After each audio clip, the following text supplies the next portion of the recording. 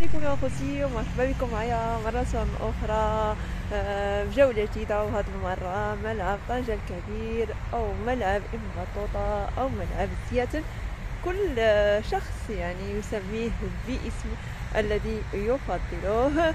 ألقي التحية عليكم وأرحب بكم معي مرة أخرى كي لا أطيل عليكم وأكون ضيفة خفيفا سن على قلوبكم.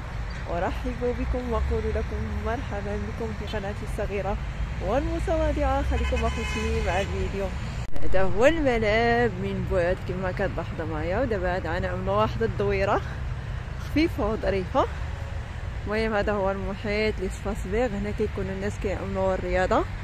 هذاك اخوتي مجمع كما كتشوفوا.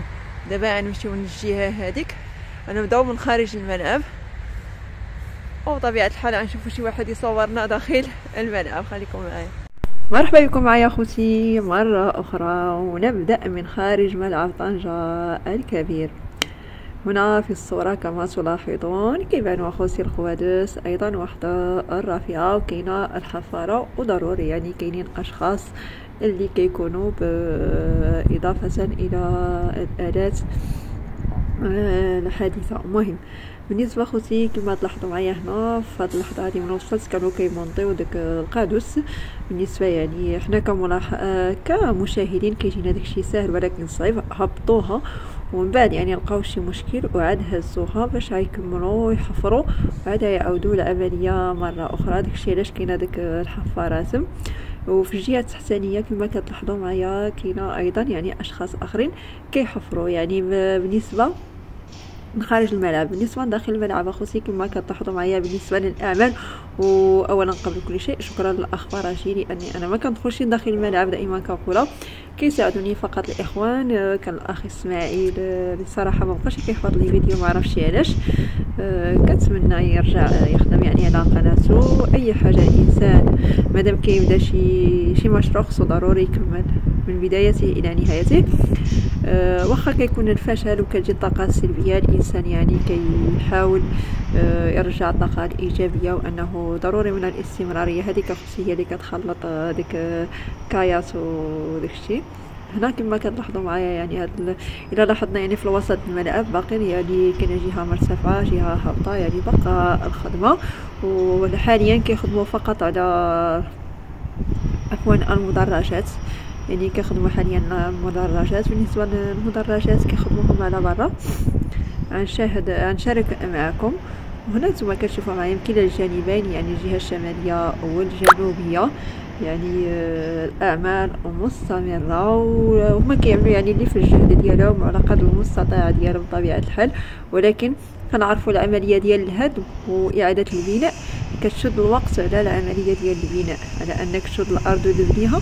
كيجيك واحد الوقت اللي هو واجز على انك تهدم وهدم الجهه هذه بني الجهه هذه. هذاك هو المشكل في الجهه يعني الشماليه، يعني متقدمين فيها الاعمال على الجهه الجنوبيه كما كتلاحظوا معايا. ودائما من طبيعه الحال الاستعانه بالالات، لان اذا كانت يعني اعمال يدويه راه يستغرقوا واحد المده اللي هي طويله. وايضا كنعرفوا كاينين بعض الوسائل اللي هي ثقيله وتأثر يعني على الصحه ديال الانسان. ضروري من الاستعانه بالالات، والله يعاون الجميع. المهم هذه هي اخر مستجدات اليوم الجمعه من داخل ملعب طنجة الكبير ومن خارج ملعب طنجة الكبير. كتلاحظوا معايا يعني داخل الملعب كيخدموا على برا كما تشاهدوا معايا. انا مصوره يعني بعض اللقطات خارج الملعب، يعني المكان واحد الورشه ديال العمل كتلقى فيه كيخدموا الحديد، كيخدموا هاد المدرجات، كيخدموا يعني مجموعه من الوسائل او من الادوات او من الضروريات بالنسبه اللي كيحتاجوها العمال داخل الملعب. وبقى كيعطي واحد الملامح ديال الشكل النهائي، مع ان مازال الفتره يعني طويله. يعني سواء كيخدموا المراحيض، كاينه ديك الغرف، يعني كاينه مجموعه من الاشياء، ماشي غير المكان ديال لعب كره القدم وجلوس ديال الجمهور. يعني العمال يعني متفرقين، كل واحد عنده واحد المهمة ديالو، واحد المهنة ديالو اللي كيقوم بها. على العموم حاولنا نشاركوا معكم الأجواء وتلاحظوا يعني ملعب طنجة فين وصل، أين وصلت الأعمال. ودائما الصورة تقريبية، أما الصورة الحقيقية خص الإنسان يكون يعني في عين المكان باش كيشوف داكشي عن قرب، وكتكون واحد الصورة اللي هي بطبيعة الحال كاملة ومتكاملة. رجعون خارج ملعب طنجة الكبير، ومن هذه الجوانب هذيك ما لاحظتوا معايا كانوا هبطوها ومن بعد يعني طلعوها عاوتاني عيرجعوا باش عيمونطيوها. ودائما يعني من الجانب ديال الملعب كنلقاو واحد لي سباس فيغ صراحه، واحد المناطق خضراء.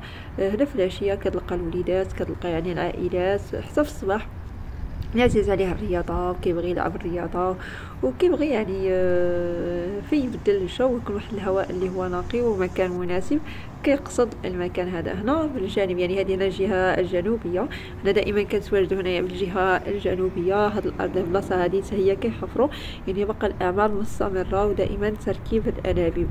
هاد الأنابيب هذا يعني على حساب الماء باش ما وقعش يعني شي فيضان أو لا شي حاجة. المهم هذا هو الشارع كما كتلاحظوا معايا حاليا ماشيه في الجهه الشماليه. بالنسبه للجهه الشماليه كاينه جوج رافيات، كاينه هاد الجهه هذه وحده من الجهه الاخرى.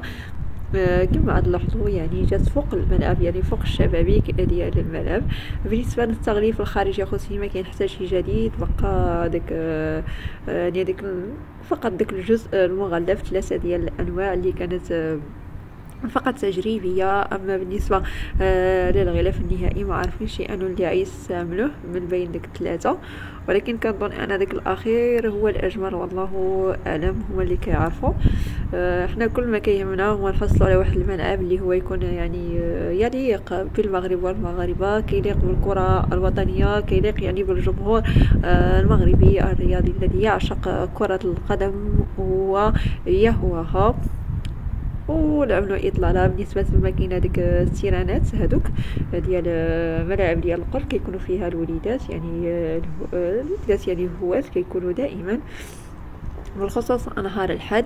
كاينين ايضا واحد المكان كيكونوا كيلعبوا فيه يعني مخصص لي جو عفوا ديال الاطفال وديال الرياضه. ايضا هنا خوتي هنا هي الورشه ديال العمل فين كيخدموا العمال على برا كيصاوبوا الحديد، وايضا كيصاغبوا داك المدرجات. راه هادوك اللي كيبانوا مستطيلين هادوك هما المدرجات، يعني كيتم العمل خارج الملعب ومن بعد عاد كيدخلوا من داخل الملعب.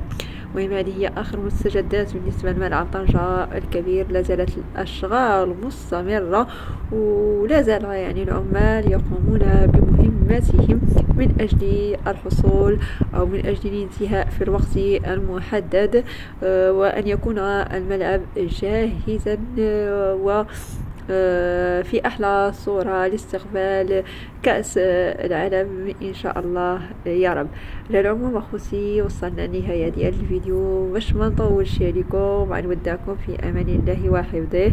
إلى اللقاء إلى فيديو آخر إن شاء الله. وما تنسوناش يا أخوتي وكنشكر الناس اللي دائما كنلقى التعاليق ديالهم، كنقول لهم شكرا لكم مرة أخرى، وكلمات شكر لا تكفي في حقكم.